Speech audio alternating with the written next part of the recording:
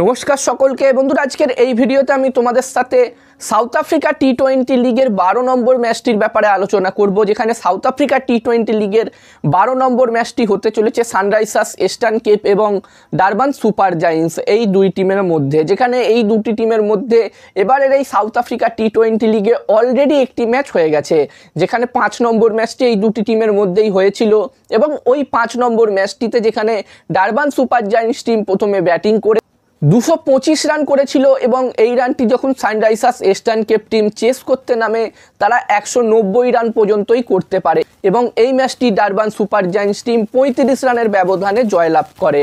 আর বন্ধুরা, আজকের এই ভিডিওতে আমি তোমাদের সাথে এই 12 নম্বর ম্যাচটির toss prediction match prediction share করব। তোমরা ভিডিওটাকে স্কিপ করো না, পুরো ভিডিওটা দেখো এবং ভিডিওটা দেখার পরে ভিডিওটা ভালো লাগলে অবশ্যই লাইক করো।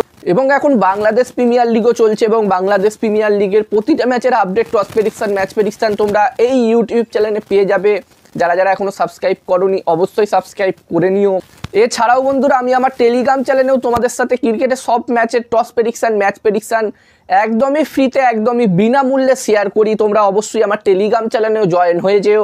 এই ভিডিও ডেসক্রিপশন বক্সে আমি আমার টেলিগ্রাম চ্যানেলের লিঙ্ক দিয়ে দিয়েছি। এছাড়াও বন্ধুরা, এই মুহূর্তে তোমরা মোবাইল স্ক্রিনে আমার টেলিগ্রাম চ্যানেলের ইউজার নেম দেখতে পাচ্ছ, এই নামটা টাইপ করেও তোমরা আমার টেলিগ্রাম চ্যানেলে জয়েন হতে পারো। তাই আর দেরি না করে এখনই আমার টেলিগ্রাম চ্যানেলে তোমরা জয়েন হয়ে যাও।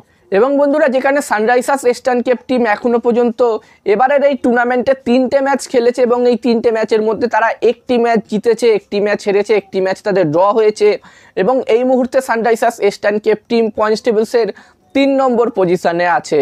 অন্যদিকে ডারবান সুপার জায়ান্টস টিমের কথা বললে এই টিমটি এখনও পর্যন্ত 4টে ম্যাচ খেলেছে, যার মধ্যে তারা 3টে ম্যাচ জিতেছে, একটি ম্যাচ তারা হেরেছে এবং ডারবান সুপার জায়ান্টস এই মুহূর্তে পয়েন্টস টেবিলসের 2 নম্বর পজিশনে আছে।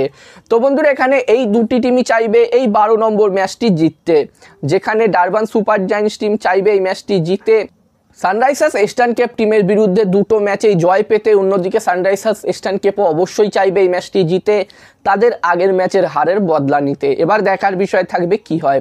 এবং এই ম্যাচটিতে প্রথম ইনিংসে একটি ভালো টোটালের কথা বললে প্রথম ইনিংসে 220+ স্কোর যদি হয় তাহলে একটি খুবই ভালো টোটাল হবে। এবং এই ম্যাচটিতে আমি যদি আমার প্রেডিকশন শেয়ার করি, তো এখানে আমার মনে হচ্ছে যে বন্ধুরা, এই 12 নম্বর ম্যাচটিতে এখানে টস জিততে পারে ডারবান সুপার জায়ান্টস এবং ম্যাচটিও জিততে পারে ডারবান সুপার জায়ান্টস। এবার দেখার বিষয় থাকবে কি হয়। তো এই ভিডিওতে এই পর্যন্ত। এই ভিডিওটা ভালো লাগলে অবশ্যই লাইক করো, আর এরকম ভিডিও আরও দেখতে চাইলে চ্যানেলটিকে সাবস্ক্রাইব করে নিও। আর হ্যাঁ, তোমরা আমার টেলিগ্রাম চ্যানেলেও জয়েন হয়ে যেও, ডেসক্রিপশনে লিঙ্ক আমি দিয়ে দিয়েছি।